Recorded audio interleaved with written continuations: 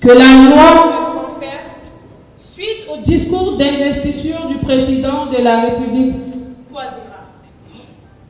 Non. Suite à son discours très fort qui vous a été adressé lors de la dernière rentrée judiciaire. Oui, c'est ça, madame. Je me fonde aussi sur le discours programme de mon collègue, le Premier ministre. Votre chef. Mon chef. Premier ministre, mon chef, et de la lettre de mission qu'il m'a adressée le 7 septembre 2021. Toutes ces autorités ont assisté sur un service public de justice indépendante, de qualité, impartiale, accessible à tous, et qui doit satisfaire l'intérêt général de notre population.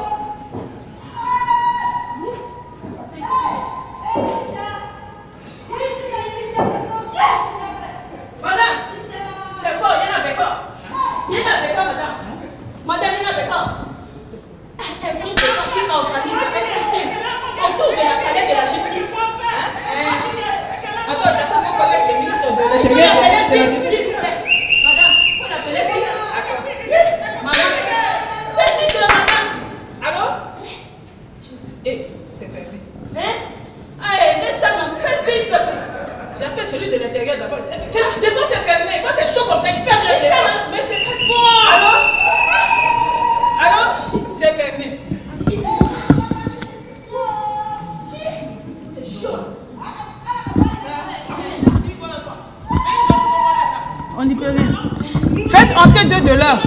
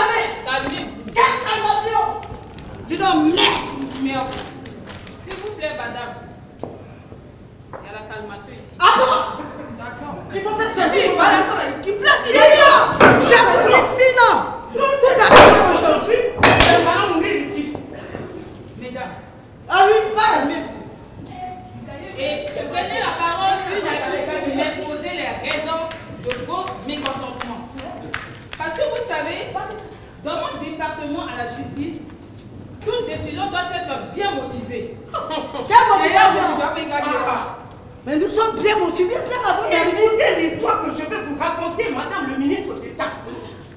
Imaginez le fils d'un pauvre qui a fait de longues études, pas spécialement brillantes, mais assez bonnes pour décrocher un diplôme d'instituteur. Il réussit à se faire intégrer dans la fonction publique au ministère de l'Éducation nationale avec un modeste salaire de fonctionnaire. Après son boulot, notre instituteur faisait le travail de veilleur de nuit et le chauffeur de taxi moto. Voilà.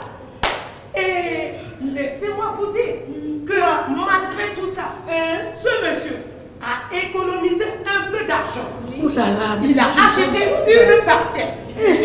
Il a obtenu l'arrêté d'attribution de cette parcelle et a construit une maison. Oh, mais c'est l'essentiel. Une zone nécessaire pour l'hébergement de sa petite famille.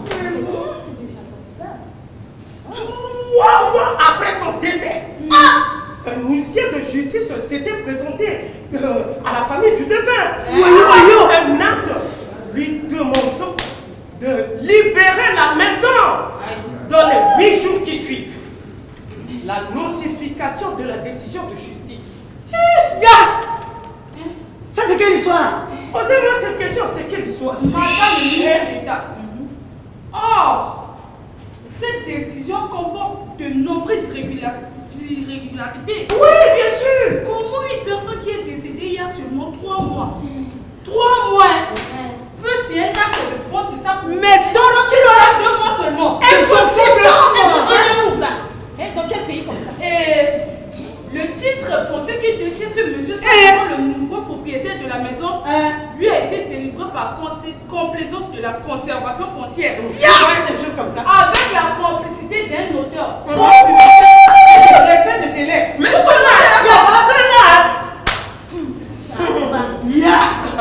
actuellement, la veuve, avec les 12 enfants du défunt instituteur, je dis bien 12. Voilà comment c'est. Oui, car vous savez, le lit du pauvre est voilà. Et cette grande famille est jetée dehors par un huissier. Avec tous les 12 enfants là. Son cœur. Mais cette huissier là c'était sorcière.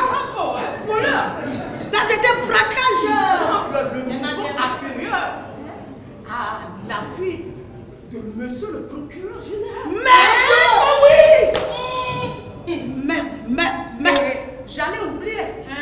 On m'a dit en venant que si je n'ai pas d'appui parmi les hauts magistrats là-bas, cette affaire-là restera. Ma soeur, est-ce que tu penses que le mal là vient d'en bas ici, nous ceux qui sont en bas ici, est-ce qu'on a même la force de faire du mal aux gens? C'est en haut là-bas. Oui, le mal vient là vient d'en haut. Pour tomber sur notre tête. Madame, s'il vous plaît. Ah oui, je suis en colère, hein. S'il vous plaît, madame, au suivante. Voilà. Il faut que je vous dise. Mon mari est actuellement détenu provisoirement à la maison centrale de Caraba pour une bagarre avec le fils d'un contact de ce pays. Il est maintenu au-delà de délais légaux. Donc c'est une détention arbitraire. C'est ça. La condition de détention n'est pas humaine. La protection des droits de l'homme vise aussi bien les victimes des infractions que leurs auteurs doivent être traités dans le respect esprit. Et voilà, bon, voilà. Non, calmez-vous, madame. Parlez, nous sommes là pour parler à notre ministre. Quand j'étais salée à la maison.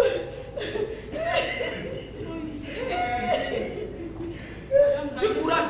Quand j'étais allée à la maison pénitentiaire pour rendre visite à mon mari, qu'est-ce que je n'ai pas vu, monsieur? Toi là, qu'est-ce que je n'ai pas vu là-bas? Mon mari, il était cloué sur un pétard de comme une sèche. C'est quelle torture! Comme ça. Mon mari, comme un sèche. Le père de tous enfants comme un sèche. Est-ce que c'est possible là? Comment une maison de ce genre qui est construite pour habiter 200 personnes contient des milliers de prisonniers et de victimes, 300% de taux de préoccupation? Nous sommes dans quel pays? Madame la ministre, Madame le ministre d'État. ça c'est la Chef le bagarre. Il a déjà fait 12 mois sans jugement. Et certains visiteurs que j'ai rencontrés là-bas m'ont dit que leurs parents ont déjà passé 2-3 ans sans jugement. même certains. Et puis parfois, il n'y a même pas de dossier. Quel On m'a même dit là-bas que si tu veux que ton dossier passe vite là, il faut déposer une pierre sur le dossier au niveau du parquet. Monsieur le juge, ton voisin me va aller moi. Madame le ministre d'État. Moi, c'est des primaires. Mais c'est les primaires qui avalent les pierres. S'il vous plaît, ce chiffre aberrant démontre que il y a un manque cruel de suivi des C'est ça. Voilà. Un recours abusif à la détention préventive. Et bien sûr, une inadéquation flagrante entre le nombre croissant des détenus et les infrastructures pénitentiaires qui n'offrent pas assez de possibilités d'accueil pour tant de détenus. Vraiment. Et aussi, le délai légaux des détentions provisoires ne sont pas du tout respectés. Vraiment. Mettant en péril les droits des personnes inculpées. Les procédures ne sont pas clôturées, mais font l'objet de plusieurs ordonnances de la mise en liberté provisoire. Oui. Et vous voyez, qui sont parfois monnayés, les gens. C'est ça. Tout ça. Laissez-moi vous dire que toutes ces irrégularités-là sont toujours impunis. Merde. Je dis, que font les nombreux juges d'instruction au tribunal de grande instance de Bangui? Le jour et dans la semaine. Rien. Il faut dire du bien, Rien. Bon, d'ailleurs, il me semble que plus de 2 ans, il n'y a même pas de session criminelle dans le pays. Ah oui? Tu connais mon fils Dakar, non? Oui. Mais il est président procureur à Bébérati. C'est pourquoi je ne vois plus ici. Il m'a appelé dans la semaine pour me dire que la session criminelle qui devrait avoir lieu à Bébérati est annulée. Pourquoi? Vous me demandez pourquoi? Il faut nous dire. Pourquoi? Parce que le ministre des Finances n'a pas donné le 3 millions pour organiser cette session. Exactement comme l'autre cas là. Voilà. Ils ignorent tous que la détention préventive et la surpopulation carcérale coûte très cher à l'État. C'est ça. Madame le ministre d'État, Moi, je pense qu'il faut envoyer en prison les juges responsables de cette situation. Oui. Aussi, vous allez là-bas. Et comme ça, ils vont comprendre la souffrance de ceux qui sont là-bas.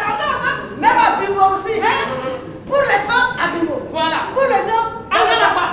Donc, à la bas ici, Il faut manger Madame la ministre d'État, excusez-moi pour ma présence ici. Je suis mademoiselle Charlie, journaliste de la radio Mibara Ala. Merci. En effet, je suis ici pour une couverture de l'Assemblée générale des magistrats. Mais compte tenu du contexte actuel, encore une fois de plus, excusez-moi, de transformer votre cérémonie en une conférence de presse. Bien, suivez mon regard. Voilà. C'est pas possible. Bien. Madame le ministre d'État, moi aussi je suis journaliste à la radio Benjouni. Je m'appelle Cynthia Yassima. Madame le ministre d'État, vous êtes un produit de la maison judiciaire avec une valeur ajoutée. Nous sommes tous des arcanes de la justice. Alors, permettez-moi de partager avec vous l'inquiétude des citoyens envers la justice. Aujourd'hui, on ne peut pas nier l'existence des crises par rapport au comportement des juges dans ce pays. Les critiques qui s'acerbent adressées à plusieurs juridictions par de multiplication des crises dans ce pays. Alors, Madame le ministre d'État,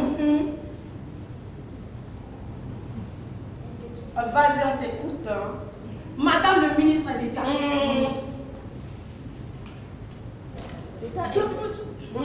Madame le ministre d'État, j'invite également avec la plus grande qualité la chambre des notaires, la chambre des épiciers et le barreau à prendre leurs responsabilités. Afin de sanctionner tout comportement devient avec la plus grande sévérité. Nous ne tolérons plus désormais aucun écart de la part d'acteurs judiciaires. Préférons un enrichissement personnel au détriment du développement de notre pays par votre chef de l'État. Voilà. Dites-vous, Madame le ministre, oui, je vais répondre. Madame le ministre d'État, le chef de l'État s'en était inquiété à la dernière rentrée judiciaire en ces termes. C'est pour cela que j'instruis le ministre d'État de la Justice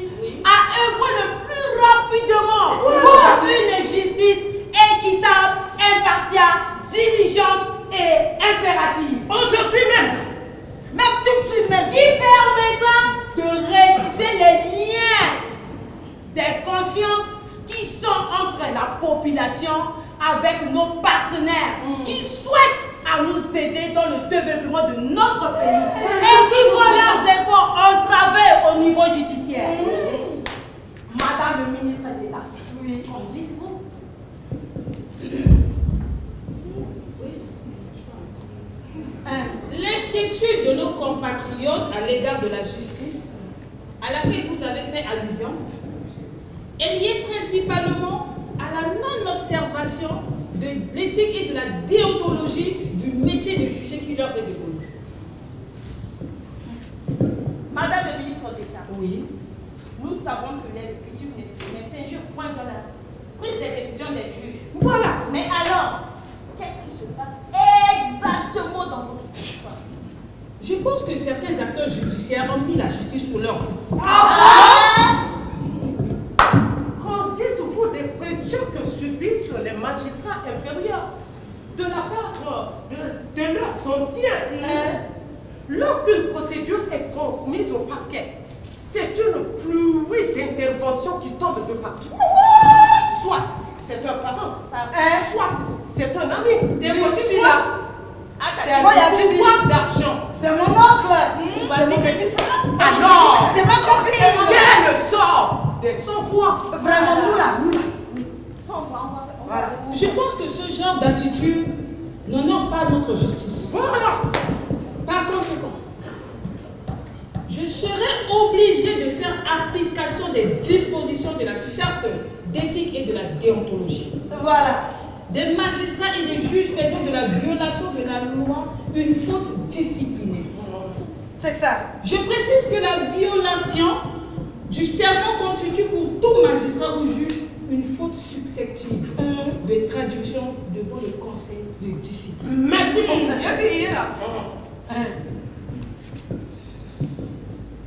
Évidemment, Madame le ministre d'État, il est anormal de constater parfois que le premier juge rend un bon jugement et que la cour d'appel constitue de plusieurs juges plus expérimentés puissent se tromper. Madame le ministre d'État, s'agit-il d'une véritable erreur, de la méconnaissance du droit? Je ne sais pas. Ou bien la mauvaise foi ou encore autre chose? Comment pouvez-vous admettre, par exemple, que selon les statistiques, 80% d'arrêts des cours d'appel soient cassés ou annulés par CCJA? C'est beaucoup. C'est beaucoup. Trop même.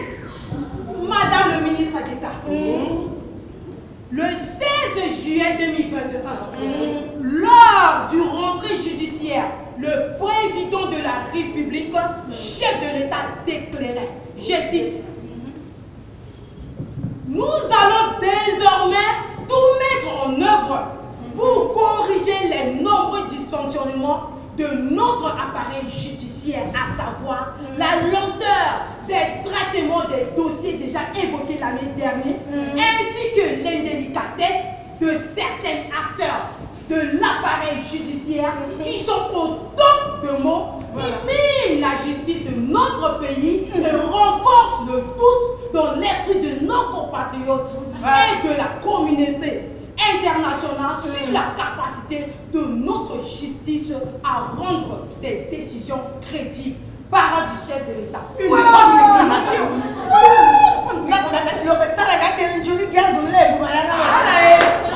Ça que nous sommes en RCA. Les juges qui rendent les jugements au nom du peuple doivent s'accrocher à la loi. Ils doivent aussi savoir que l'épée de Damoclès pèsera toujours sur leur tête en cas de violation de la loi. Il y a quelques années, le débat de la corruption n'avait pas eu lieu à l'égard des S'il te plaît, moi j'ai un problème d'audition, il faut parler à toi, madame la juge. les magistrats hors hiérarchie et ceux de la Cour de cassation. Voilà. L'on se souvient de magistrats comme Mandat pas pour nous. Edouard Franck Alex Jourdan, Henri Crotte, Gabriel Fontaine-Bodou, Antoine Maradas, Zachary Douba, José Christian Londomont, Gaston Bayrou. ils ont fait la gloire de la magistrature. Malheureusement, à ce jour, tout le monde est concerné. L'on voit la fumée de la corruption apparaître sur les toits. Madame le ministre d'État,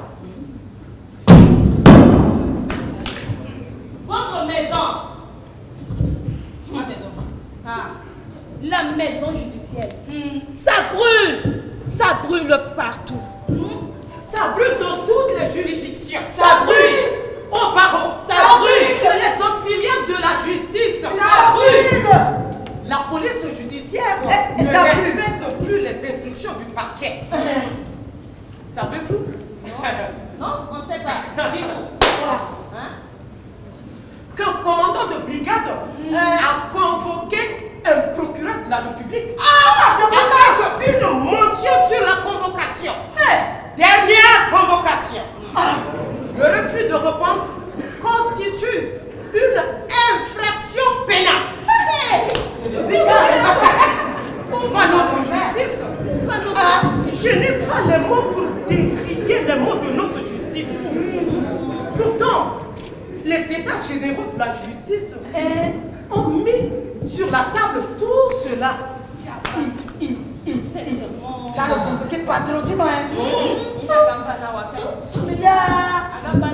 Ce qui signifie que personne n'épargnera de cette sanction. Justement, Madame le ministre, êtes-vous au courant De quoi? que certains magistrats et juges d'instruction adoptent une pratique indigne qui consiste à délivrer des actes de leur office d'une manière ambulante et surtout dans des débits de boisson? oh, foyer de la balance triangle. La verdure. Et les sogos, Et il y a aussi les magistrats qui sont là, qui me regardent là, qui s'absentent à leur siège de juridiction sans être autorisés. Alors que les tribunaux de grande instance sont créés dans toutes les préfectures. Les préfectures. Pour rapprocher la justice des justiciables. Et certains qui sont là, qui me regardent là, ne respectent pas l'obligation des résidences. Bonjour. Ah, ça, c'est le procureur de tribunal de Goklobo. Tu as banni? De quel pays? Mais c'est le juge d'instruction de Yabonga, non? Monsieur le président. Ils sont connus pour faire leur sieste. S'il te plaît, ils ont aussi eu des rebelles. Hello bébé. Je suis le président du tribunal, grande instance du tribunal de Bangassou. Je suis le juge d'instruction de Je suis le procureur général d'Indélé. Est-ce qu'Indélé ici à Bangui? Ils ont transporté toutes les préfectures à Bangui. Ils sont là, ils se regardent.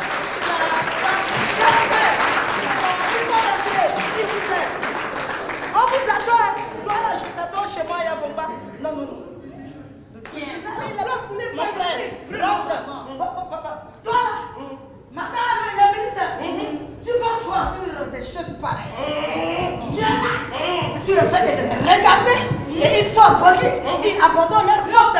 Même le chef de brigade. Ça va. C'est pas le Franchement, madame. Pour le premier cas, je demande que cela cesse à partir d'aujourd'hui. Voilà. C'est simple. Une très bonne décision. Vous me regardez. Ah oui. Ça va cesser à partir d'aujourd'hui. Vous me regardez là, c'est chaud du matin ici. Il faut leur dire Ça va cesser à partir d'aujourd'hui. Aujourd'hui même. Pour le second cas, je n'hésiterai donc jamais à saisir le conseil de discipline. Merci beaucoup. Merci. Bien, tout est bien qui finit bien. Merci madame le ministre. C'est comme ça. Attendez, ne partez pas.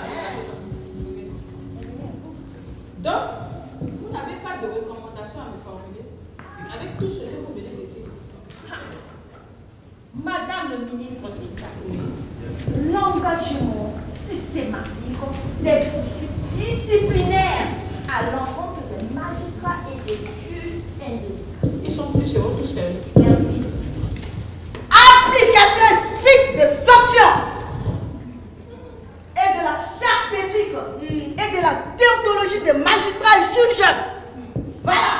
Je dis des sanctions strictes. La réelle mise en œuvre des sanctions à l'égard des magistrats et juges indélicats. Voilà.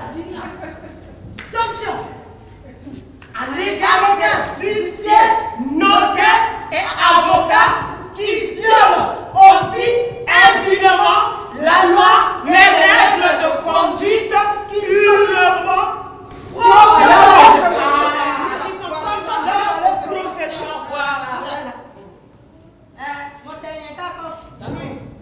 Je vais les sanctionner. Madame le ministre d'État, quand nous sommes encore là, pouvons-nous parler plutôt de l'évasion? Ah, non, plutôt de libération organisée par certains des détenus. Sans que leur procédure aboutisse. Il y en a beaucoup. Avez mal aussi. Quoi? Laissons. Madame le ministre. Laissons. Madame le ministre. Laissons. Madame le ministre, dans ce pays. Laissons. Madame le ministre, laissons. N'oubliez pas que l'épée de Damoclès est sur votre tête. Ça risque même de te décapiter. Laissons votre bureau. Laissons. Les juges. Laissons. Les avocats. Laissons. Les officiers.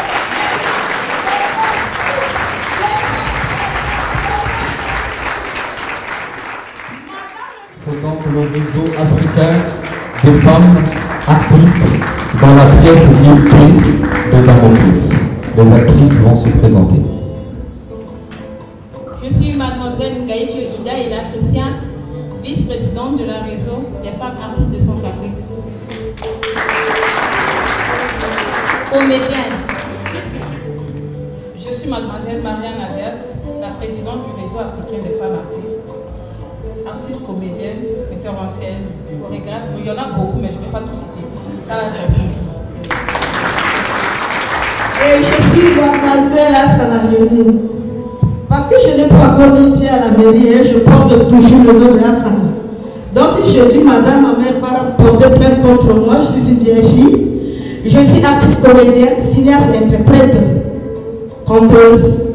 Et je suis la trésorière dans le réseau africain de femmes artistes et je suis la présidente des artistes, des femmes artistes de Centrafrique. Merci. Je suis Sita Rato Séléidan, la secrétaire du réseau africain des femmes artistes.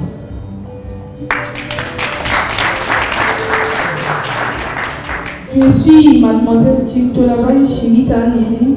Je suis artiste comédienne, danseuse dans le réseau des femmes artistes. Je suis Octavie Huguet de Indulo, membre dans le réseau des artistes centrafricains. Voilà, et j'invite le seul homme membre de la compagnie, Erasme Médici Tietou, l'auteur et metteur en scène de la pièce L'épée de Damoclès. Voilà. Le voici. Merci à vous.